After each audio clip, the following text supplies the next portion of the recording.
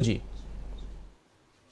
जी, राजीव जी, देखिए, ये सरकार इस देश की जो बेरोजगारी है, इस देश में जो कमर तोड़ महंगाई है, इस देश के जो अन्य मुद्दे हैं, जिसमें अग्निवीर का भी मुद्दा आप डाल लीजिए, आप 370 का मुद्दा डाल लीजिए, सीए का मुद्दा डाल लीजिए, और सांप्रदायिकता तो सबसे पहले, नफरत का जो आंधी बह रही है, तो वो इन्होंने चला रखा है, क्योंकि इनके पास कोई सॉल्यूशन नहीं है इस देश को, ना इनको गवर्न करना आता है, इनको रूल करना आता नहीं है। तो इनके पास एक यही तरीका है, और ये 1925 से चल रहा है, और ये आगे भी चलता रहेगा, और अभी तो 2024 तक ये चलेगा इनके पास, क्योंकि और मुद्दा नहीं है जीतने के लिए 2024। तो ये इसकी तैयारी कर रहे हैं। आपने पूछा कि विपक्ष इसको कैसे पार पाएगा, मतलब कुछ काउंटर कर पाएगा या नहीं। देखिए, जो काउंटर विपक्ष जरूर कर पाएगा इसका, आप ये देखिए कि जो आपने आदिवासी का देखा मध्य प्रदेश में, जो उसमें पेशाब कर रहे हैं प्रवेश शुक्ला जी, उसके मुंह के ऊपर, शरीर के ऊपर, उसकी कितनी जबरदस्त प्रतिक्रिया लोगों में आई। उसके बाद ये जो आपका मणिपुर की घटना हुई, इससे तो बिल्कुल ही तार तार हो गई चेतना लोगों की। उसके बाद ये ट्रेन में जो उसने सिपाही ने मारा और चुन चुन के मारा मुसलमानों को, उससे बहुत जबरदस्त प्रतिक्रिया आई है लोगों की। वो जो लोग जो मुंह अंधभक्त बने बैठे थे, उनमें से बहुत सारे लोग, मेरे पास कई फोन आए, जो ये हाल फिलहाल में जो घटनाएं हो रही, उसमें लोग बात करते करते रोने लगे कि ये क्या हो रहा है मीनू जी। मैंने कहा, भाई आप धैर्य रखिए, और ये जो अगर आप ये जो आप रो रहे हैं ना, ये बड़ा शुभ लक्षण है इस देश के लिए, कि अगर आप रोने लगे इस देश के हालात को देख के। और मैंने कहा, खुद को अब सोचिए, आत्ममंथन करिए। तो ये विपक्ष जो है इस वक्त, जो जो विपक्ष की एकता की कमी 2014 और 2019 में स्पष्ट तौर पे दिखाई दी थी, उसमें साफ साफ अब एकता के लक्षण दिखाई दे रहे हैं। आप ये देखिए, मणिपुर भी गए, वो इकट्ठे ही गए। इस वक्त जो लोकसभा में जो विरोध कर रहे हैं, वो इकट्ठा कर रहे हैं। हर तरीके से वो लोग अभी तक तो वो इकट्ठे हैं, और यही यही चीज इनको घबराहट पैदा कर रही है। तो इसमें जो ये घबराहट इनकी जो है, ये जितने घबराएंगे उतना ही ये इस तरह के कामों को अंजाम देंगे। और एक इन्होंने नया पैटर्न और लागू किया है इस बार, ये जो जहां मुस्लिम आबादी जिन राज्यों में ना के बराबर है, बहुत कम है, वहां इन्होंने सांप्रदायिकता का जहर बोना शुरू कर दिया है। आप उत्तराखंड का उदाहरण ले लीजिए, अभी हरियाणा की भी बात करूंगी मैं, उत्तराखंड का उदाहरण ले लीजिए। वहां के मैदानी हिस्से में, हरिद्वार की तरफ, रुड़की की तरफ, वहां कुछ कंसंट्रेशन है मुस्लिम आबादी का। पहाड़ में तो मुस्लिम आबादी ना के बराबर है, बिल्कुल मिनिस्क्यूल। इन्होंने वहां सांप्रदायिकता फैला दी पुरोला में, जिसके वहां पे 40 परिवार भी नहीं है उस पुरोला में, उत्तरकाशी जिले के अंदर। और उन 40 उनको लेके इन्होंने वहां सांप्रदायिकता, वहां विकासनगर में इन्होंने सांप्रदायिक दंगे फैला दिए। ये सारा उधर पहाड़ का ही इलाका है सारा। उसके बाद क्योंकि वहां, लेकिन वहां मुस्लिम आबादी कम थी, उसके बावजूद भी आप ये देखिए कि जहां मुस्लिम आबादी का नामो निशान नहीं है, वहां पे यूनिफॉर्म सिविल कोड का मसविदा तैयार हो रहा है। मतलब वहां वहां सबसे पहला राज्य जिसने आयोग बैठा दिया। और मुस्लिम जो यूनिफॉर्म सिविल कोड है, उसमें ऐसा कुछ नहीं है कि हिंदुओं की भलाई का कोई काम है, उसमें महज मुसलमानों को का दानवीकरण, उनकी परंपराओं का या जो उनके सामाजिक रीति रिवाज है उनका मखौल उड़ाना। इसके बहाने की मखौल उड़ेगा और उनको लगता है कि इससे ध्रुवीकरण होगा। ये हुआ। हरियाणा में देखिए आप, 2.5 करोड़ के करीब आबादी बताते हैं, और उसमें से 17 लाख मुसलमान है। ये नूह का इलाका जिसमें की हाईएस्ट कंसंट्रेशन है, वहां पे आपने हिंदू मुसलमान बना दिया। आपको डर नहीं लग रहा है कि आपके अभी आप G20 करने जा रहे हैं, वहां ये तस्वीर देखेगी, मणिपुर की देख लिए, अब ये देखेगी आपके रेलवे में आपका नाम लेके, मोदी योगी का नाम ले, तथाकथित तौर पे जो उस वीडियो में दिखाया जा रहा है, वो नाम लेके आपके नाम पे वहां पे लोगों को मौत के घाट उतारा जा रहा है। नंगा नाच हो रहा है हिंसा का। आप क्या दिखाएंगे विदेश को, जो आपके गेस्ट आएंगे।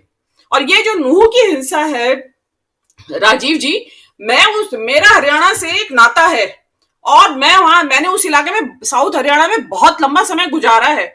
मैं इस नूह के इलाके की सारी ये जानती हूँ, कल्चरल और टोपोग्राफी और डेमोग्राफी सब कुछ। तो वहां पे उस इलाके में, वहां के जो मुस्लिम आबादी है, ये बहुत बड़ी आबादी है, और वहां का सारा व्यापार ये रीढ़ है वहां के व्यापार की। वहां के जो व्यापारी हैं उसमें ज्यादा तौर पे संघी, सब भाजपाई, लेकिन उनका व्यापार इन्हीं लोगों से चलता है। They cannot afford to fight with Muslims, कि उनको ये बाहर से जो लोग ले जाए गए वहां पे यात्राएं वात्राएं निकालने के लिए, ये उनका काम है, क्योंकि इनको फैलाना है। इसमें राजस्थान का भी एंगल है, क्योंकि राजस्थान का बहुत बड़ा इलाका लगता है, जो जहां पे मेवात का इलाका, जो जिसको मेवात रीजन कहते हैं, वो लगता है। तो वहां पे थोड़ा भड़काओ, क्योंकि इससे ज्यादा और क्या कर सकते हैं। तो ये इनका क्या है कि कर्नाटक, यूपी के इलेक्शन हो रहे हैं, कर्नाटक में हिजाब विवाद चला रखा है ताकि यूपी का इलेक्शन प्रभावित हो। इनकी ये भी स्ट्रेटजी रहती है कि जिस राज्य में चुनाव है वहां नहीं करेंगे डायरेक्ट कुछ भी सांप्रदायिक ध्रुवीकरण, दूसरे में करेंगे कि वहां से उसका वेव जो है वो चुनावी राज्य में पहुंचे। तो इनका ये चल रहा है। लेकिन मेरा मानना ऐसा है कि अभी जैसे अभी जाट उसकी बात हो रही है, मेरे पास मैसेज भी आए कि जाटों ने साथ नहीं दिया इनका मेवात में। तो ये बहुत बड़ा शुभ संकेत है कि अंदर से ही विरोध आएगा, तभी कमजोर पड़ेंगे। और वो पढ़ना भी चाहिए, और ये चीजें बहुत लंबी चला नहीं करती, अंत आएगा इन चीजों का। जी राजीव। बिल्कुल बिल्कुल, अंत आएगा इन चीज। मेरे ख्याल पूर्णेश मोदी गलतफहमी में लिख गए हैं। ये शब्द के सामने राहुल गांधी की जगह नरेंद्र भाई लिख देते तो ज्यादा अच्छा रहता। उनके ऊपर पूरी सटीक बैठती है, घमंडियां, अहंकारियां, आपराधिक इतिहास है, पूरा बिल्कुल सटीक बैठता है। ठीक है, देखिए कल का जो मामला, जो परसों का मामला है, जो मेरी समझ कहती है, मैंने कोई कानून नहीं पढ़ा है, लेकिन जितना पढ़ा, जितना अखबारों के जरिए या अपने ज्ञान अर्जन के जरिए जो मैंने सुना है, समझा है, उसके हिसाब से कल उन्होंने कन्विक्शन पे वो कराई, करने रोक लगवाने की, मतलब सजा पे रोक लगवाने की जो अपील है वो ही जा रही है सुप्रीम कोर्ट तक। जो उनका ट्रायल मैजिस्ट्रेट की कोर्ट में, लोअर मैजिस्ट्रेट की कोर्ट में चला था, लोअर कोर्ट में चला था, उसकी अपील तो उन्होंने यहां कर रखी है सेशन कोर्ट में। तो मेरे हिसाब से सेशन कोर्ट में जब तक वो ट्रायल पूरा नहीं होता और वहां से सजा को दोबारा से कंफर्मेशन नहीं होती, तो कोई राहुल गांधी की गिरफ्तारी होना या ना होना, या सुप्रीम कोर्ट का पक्ष या विपक्ष दोनों भी तरह से निर्णय आने से इमीडिएट कुछ ऐसा वज्रपात नहीं होने वाला है मेरे हिसाब से। दूसरी बात, लेकिन जो सुप्रीम कोर्ट का निर्णय होगा उसका दूरगामी परिणाम जरूर होंगे।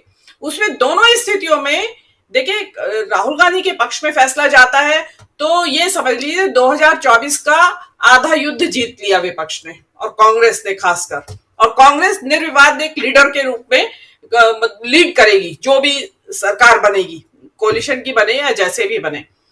और अगर नहीं हो पाता है तो उसमें थोड़ी देर इनकी ट्रोल आर्मी और वो सब हो हा हे हा करेंगे, जैसे उन्होंने राफेल में किया, झूठी मिस रिप्रेजेंटेशन कि देखो दोषी करार दे दिया और ये सजा याफ्ता मुजरिम है, और या ये जो भी कुछ है।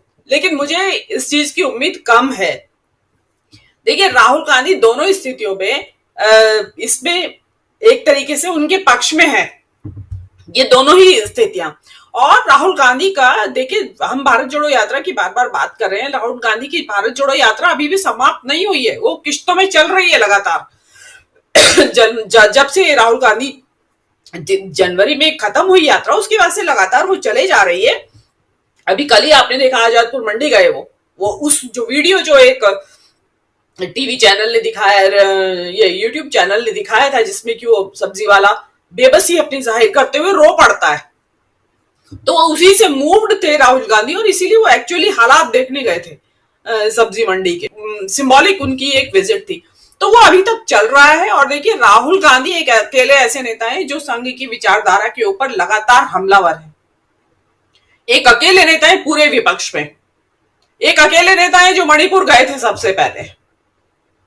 तो आप जो राहुल गांधी ना चाहते हुए भी, राहुल गांधी को चाहे पद का लालच है या नहीं है, जो मैं मानती हूं, मेरा मानना ऐसा है कि राहुल गांधी को पद का या प्रधानमंत्री बनने का कोई लोभ नहीं है। वो जो कर रहे हैं वो मेरे हिसाब से तो प्रधानमंत्री बनने के लिए नहीं कर रहे हैं, उनका एक जुनून है उनके सिर पे सवार इस वक्त, इस विचारधारा से लड़ना, जो विशाली विषाक्त विचारधारा है। तो वो उसी के ऊपर अपना उनका पूरा फोकस है। और अभी उनका यूथ के ऊपर, जो यूथ कांग्रेस है, यूथ है जो, मतलब जो इस देश का जो जवान है, आपने देखा होगा जो जिस वीडियो की बात पहले से भी हो रही है कि वो ट्रेन के कूपे में बैठे हुए एक बच्चे लोग, एक मुस्लिम है जो वो अपर बर्थ पे नमाज अदा कर रहे हैं, और नीचे बच्चे लोग उनको परेशान करने के लिए नीचे से हनुमान चालीसा पढ़ रहे हैं। तो जो ऐसी पीढ़ी है, उस पीढ़ी को का दिमाग जो है, जो ब्रेन वॉश इन्होंने कर दिया है, उसको वापस सही जगह पे लाने के लिए राहुल गांधी एनएसयूआई को स्ट्रेंथन कर रहे हैं। अभी आपने कल परसों देखा होगा कि वहां उनका कन्वेंशन हुआ और उसमें खुद राहुल गांधी मौजूद थे, और इसीलिए कन्हैया कुमार को उसका उन्होंने इंचार्ज बनाया। बल्कि जब कन्हैया कुमार को बनाया गया तो ये कहा गया कि देखिए कि कन्हैया कुमार को सही जगह नहीं मिली। मेरे ख्याल से राहुल गांधी ने बिल्कुल सही इस्तेमाल किया है कन्हैया कुमार का। देखिए कन्हैया कुमार यूथ आइकॉन है और स्टूडेंट पॉलिटिक्स से निकले हैं। जेएनयू में वहां वो प्रेसिडेंट रहे हैं छात्र यूनियन के, और बहुत अच्छे ओरेटर हैं, ज्ञान बहुत ज्यादा है। देखिए अधिकतर मामलों में क्या होता है, ज्ञान जिसको होता है वो अच्छा ओरेटर कम होते हैं लोग ऐसे। मतलब मेरी जिंदगी में ऐसा अनुभव आया है कि वो अपने ज्ञान को अभिव्यक्ति नहीं दे पाते। कन्हैया का क्या है कि ज्ञान भी है और अभिव्यक्ति भी दे पाते हैं, और ऊपर से पॉलिटिकल सेंस भी बहुत बढ़िया है। तो वो उन्होंने उस आदमी को लगाया है, युवाओं को के दिमाग को सही विचारधारा से प्रेरित करने के लिए, जो कि इस मुल्क के लिए मुफीद है। तो उन्होंने बिल्कुल सही व्यक्ति का चुनाव किया, और राहुल गांधी की जो नीतियां हैं वो अल्टीमेटली विपक्ष को भी उसी पे चलना पड़ेगा, और ये आगे तक जीतेंगे। और वो राहुल का कहना है कि डरो मत, उससे विपक्ष भी इंस्पायर है, इसीलिए 26 लोग इकट्ठे आ गए, नहीं तो कौन आता। राहुल गांधी की भारत यात्रा का ही परिणाम है कि देखा उन्होंने, यार ये तो निडर होकर सड़कों पे निकल पड़ा है और हम डरे पड़े हैं। तो उसी का ये नतीजा था कि ये लोग सब साथ आए, और अब आगे भी साथ रहेंगे। उनको पता है कि ये लीडर है सामने, जिसको कहते हैं छाती पे गोली झेलने के लिए, ये खड़ा है सामने, ये लड़ेगा हमारी तरफ से। जी राजीव जी। जी प्रशांत जी, कैसे देख